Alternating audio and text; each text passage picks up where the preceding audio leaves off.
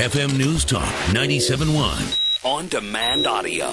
I was very disappointed in his demeanor and the comments that he made last night, wanting no fight over the debt ceiling. Are you kidding me? That is Representative Marsha Blackburn, who I had the privilege of meeting when we were at the RNC, and she was also a no vote on that fiscal cliff bill last night, and she joins us on the phone right now. Good afternoon, Congresswoman. Good afternoon to you. How nice to be with you. Thank you. It's good to speak with you, and I know that so many grassroots conservatives appreciated that no vote on the fiscal cliff yesterday. Were you disappointed with how this played out with the party last night? Well, of course, I would have loved for all of our Republicans to have been a no vote. And I think it's important to remember just a few items in this entire debate. Number one, H.R. 8, the bill that extended all the tax cuts for all taxpayers, had passed out of the House on August 1st. That had been on Harry Reid's desk since August 1st.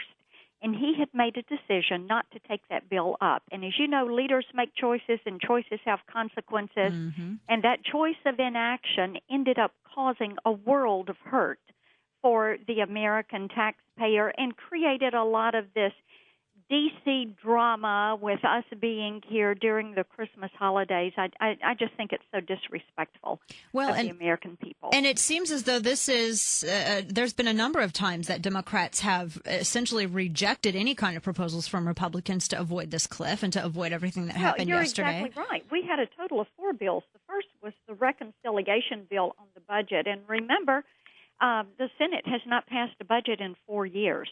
But May 10th, they got the reconciliation bill. They got the tax extenders on August 1st. On August 2nd, they got the pathway to tax reform. And on September 19th, they got the defense sequestration bill. Now, Dana, honestly, if you had an employee that had paperwork on their desk marked urgent, the first piece having hit their desk since May 10th, and the last piece on September 19th. And they had just looked at it and never picked it up and waited until Christmas Eve and then started talking about the evil people that sent it there. What would you do with that employee? You would fire them. And that's exactly what the American people need to do to Harry Reid and some of these people in the Senate. Yes. This was a crisis of their making. They chose to have this crisis because they wanted to get their way, and the best chance of getting their way was not to take a bill that had passed out of the House with wide bipartisan support, not to take that bill to the Senate, but to leave that bill sitting on the desk until it was almost too late, down to the 11th hour, and then to try to force passage of that bill. Are you concerned that what happened last night with some, and I was pleased to see that there were more Republicans voting against it than for it, but are you worried that this is going to have a negative impact on midterms? I think that what you're going to see is that Republicans will strengthen their resolve. And a lot of Republicans are like me, Dana. They said, look, you want to kick the can? Let me tell you something. Give me that can. I'm tired of seeing it kicked. Mm-hmm. And the can is called spending cuts. And we will demand spending cuts every time you turn around. You want to extend something, you got to make some cuts or some eliminations to pay for it. You want to have more revenues? Well, then you've got to give us a lot more spending cuts than you're going to get through revenues, whether it's tax reform or whatever. You know, this has just got to stop. It is so grossly immoral and unfair to our children and grandchildren, because the essence of what is happening right now is it's not our money that is being spent, because we're running a $4 billion a day deficit and borrowing 46 cents of every dollar we spend. It's not even my children's money that is being spent. It is my grandchildren's money. I have 2 grandsons, Jack and Chase. They're 4 and 3. And they already have $50,000 of federal government debt that they're hauling around. And this is so unfair.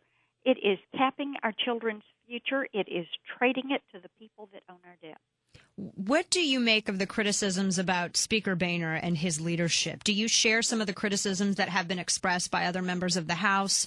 Where do you fall in on that? Well, where I fall in on it is, of course, I'm concerned. And, we've had a divide, if you will, in how to approach this. And while I differ with Speaker Boehner, I know full well that there are plenty that support him, and there are Republicans that voted for this, and I know that not everybody is as conservative as I am, and I appreciate that. And I'm grateful that people in their districts send them here. I think that where Republicans have primarily messed up is that as a conference, our messaging is so broken. I'm one of those that felt like the Speaker and the leader should be out there every day talking about the bills that we have passed and sent to the Senate and what is sitting on Harry Reid's desk waiting for action. And we know that the mainstream media is never going to be with us, but I tell you what, I'm not one to whine about it. I'm one to find another way and to use Facebook and Twitter and my website and one-on-one meetings and group meetings with my constituents in order to get our message out. Now, the next big battle that's coming up is, of course, this fight on the debt ceiling. And the president has said absolutely no negotiations. He's not going to negotiate with Republicans on this. What's going to be the strategy for Republicans going forward on this fight? Just say no is a good phrase.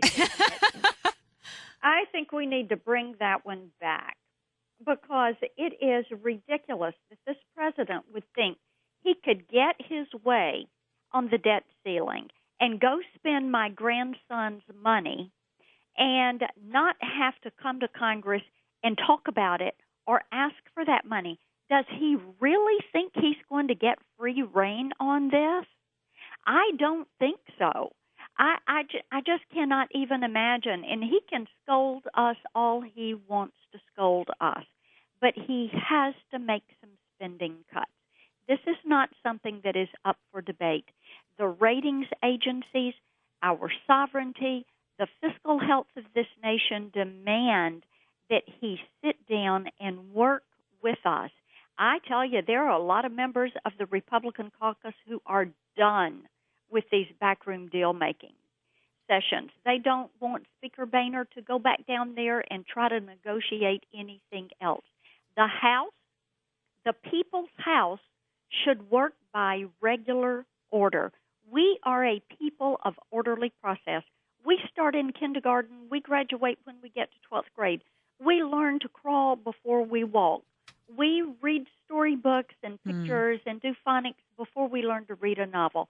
We appreciate orderly process, and that's what we want to see in the House of Representatives. I want to change topic very quickly before we let you go here. Chris Christie just gave a press conference wherein he was discussing that $27 billion Sandy relief bill that had been pulled. A lot of criticism over some pork that had been tacked onto that.